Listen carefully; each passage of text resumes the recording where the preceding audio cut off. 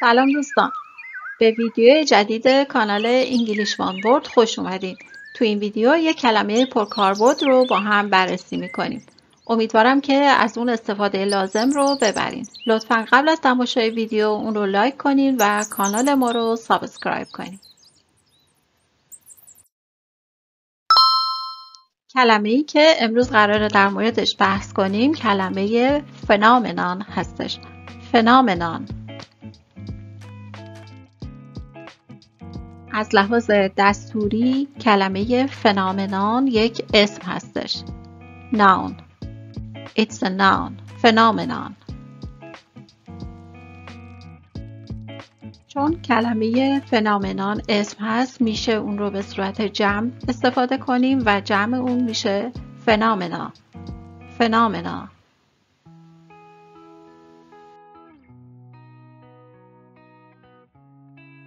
به طور کلی معنای کلمه فنومنون رو میتونیم به این شکل توصیف کنیم.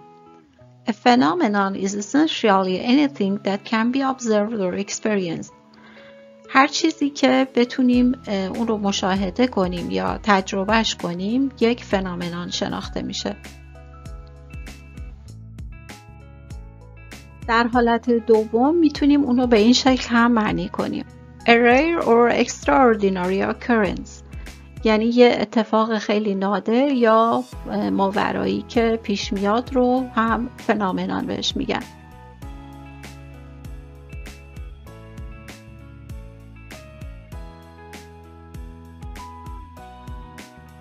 اگه بخوایم از پدیده‌های طبیعی یا natural phenomena مثال بزنیم میتونیم به اینا اشاره کنیم. Rainbows یا رنگین کمان‌ها. Eclipses کسوف‌ها. Earthquakes زمین لرزه ها. Hurricanes طوفان ها.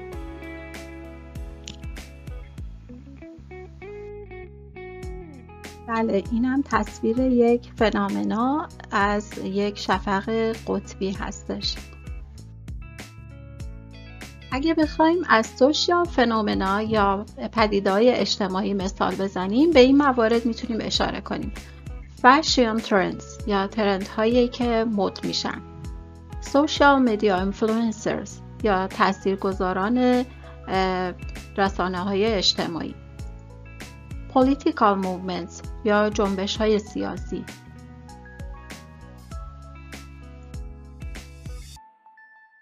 دسته‌بندی بعدی ما در مورد ساینتیفیک فنومنا هست یا پدیده‌های علمی مثل گراویتی یا جاذبه زمین، الکتریسیتی برق، کیمیکال ریاکشنز یا واکنش‌های شیمیایی.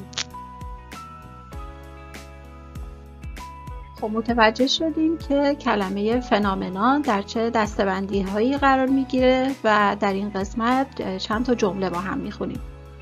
Climate change is a global phenomenon. تغییرات اقلیم یک پدیده جهانی هستش.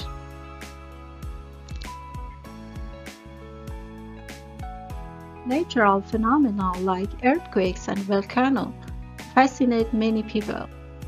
پدیده‌های طبیعی مثل زمین لرزه ها و آتش نشان ها تعداد زیادی از مردم رو به خودش جذب میکنه.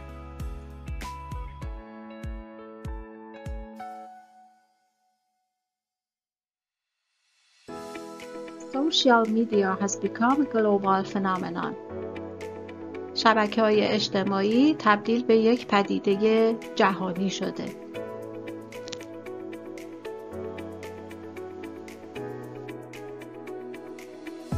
خب دوستان، ویدیوی ما در اینجا به پایان رسید. امیدوارم که استفاده لازم رو از اون برده باشید. لطفاً با لایک کردن ویدیو و سابسکرایب کردن کانال ما رو به ادامه راهمون تشویق کنید. ممنون از همراهی شما. تا ویدیوی بعدی، خدا نگهدار.